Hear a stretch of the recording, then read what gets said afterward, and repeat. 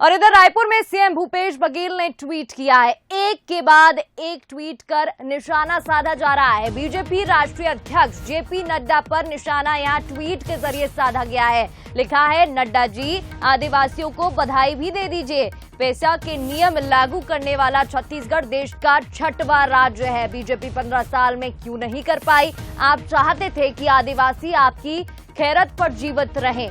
हमने उन्हें छत्तीसगढ़ की अर्थव्यवस्था का हिस्सेदार बनाया है। तो लगातार यहां बयानबाजी का सिलसिला जारी है। आगे उन्होंने लिखा है, आपके पाप आज भी बस्तर के जंगलों में गूंजते हैं।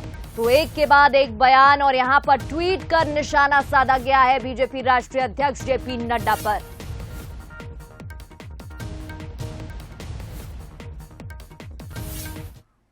और चलिए इस खबर पर अधिक बातचीत कर लेते हैं। State editor Aditya Namdev ji live हमारे साथ जुड़ गए हैं। आदित्य जी, यहाँ जेपी नड्डा ने पहुंचकर छत्तीसगढ़ में चुनावी बिगुल तो बजा ही दिया है, शंखनाद बजा दिया है, लेकिन कहीं ना कहीं बयानबाजी दोनों की तरफ से देखने को मिल रही है। जहां तारीफ की गई पूर्व सरकार की, रमन सरकार की, वहां निशाना भी साधा गया है यहाँ पर भूपेश सरकार पर। दूसरी तरफ भूपेश सरकार की तरफ से भी लगातार पलटवार सामने आ रहे हैं। जी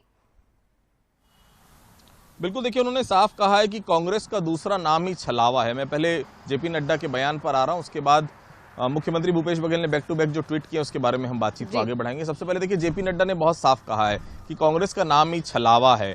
जिस तरह से आदिवासियों को लूट रही है, जिस तरह से भ्रष्टाचार फैला हुआ है, और सबसे बड़ी बात है देखिए, आदिवासी इलाके में जाकर आदिवासियों की बात बहुत साफ है। 3 गवर्नर, 1 राष्ट्रपति, 8 मिनिस्टर हमने आदिवासी वर्ग से बनाया। मतलब हर कोई ये बताने की कोशिश में कि बस्तर के आदिवासियों की चिंता किसको ज्यादा है। जेपी नड्डा वहां जाकर बता रहे हैं कि हमको आदिवासियों की चिंता सबसे ज्यादा है।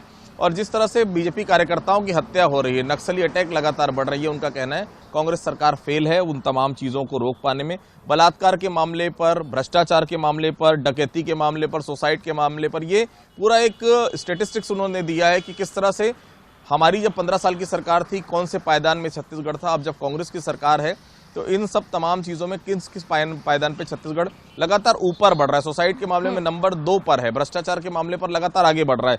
तो ये तमाम चीजें, और साफ बोलना उनका कहना है कि भाजपा की सरकार बना दो और भाजपा को काम दो और मुख्यमंत्री भूपेश बघेल को आराम दो। ये पंच लाइन उन्होंने वहां पर दी है।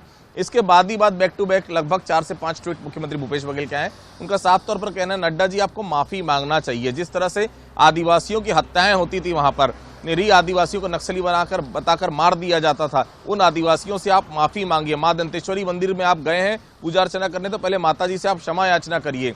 जिस प्रकार से आप लोगों ने आदिवासियों केवल वोट का जरिया समझ के रखा था, हम आदिवासियों को तेंदुपत्ता का बोनस दे रहे हैं, हम आदिवासियों को सरकार के साथ लाकर खड़ा कर दिए। सरकार उनकी योजनाओं पे काम कर रही है और उनके लिए काम कर रही है। आपकी सरकार में केवल भ्रष्टाचार था और केवल आदिवासियों को लूटने का काम 15 साल आपने किया है, आदिवासियों को नक्सली बताकर मारने का काम किया। तो ये बड़े आरोप जो हैं मुख्यमंत्री भूपेश बघेल की तरफ से जेपी नड्डा की ओर लगाए गए हैं। देखिए, मैंने साफ कहा, राष्ट्रीय अध्यक्ष अगर आए हैं तो मुख्यमंत्री की तरफ से पलटवार आना निश्चित था, वो पलटवार आ गया। लेकिन बहुत साफ है, बस्तर बहुत महत्वपूर्ण है, दोनों ही पार्टियां जानती, इसलिए बस्तर की जनता पर दांव दोनों ही पार्टियां खेल रही है। 12 सीटों का सवाल है, 1 लोकसभा सीट का सवाल है। जेपी नड्डा ने चुनावी शंखनाद बस्तर से कर दिया है।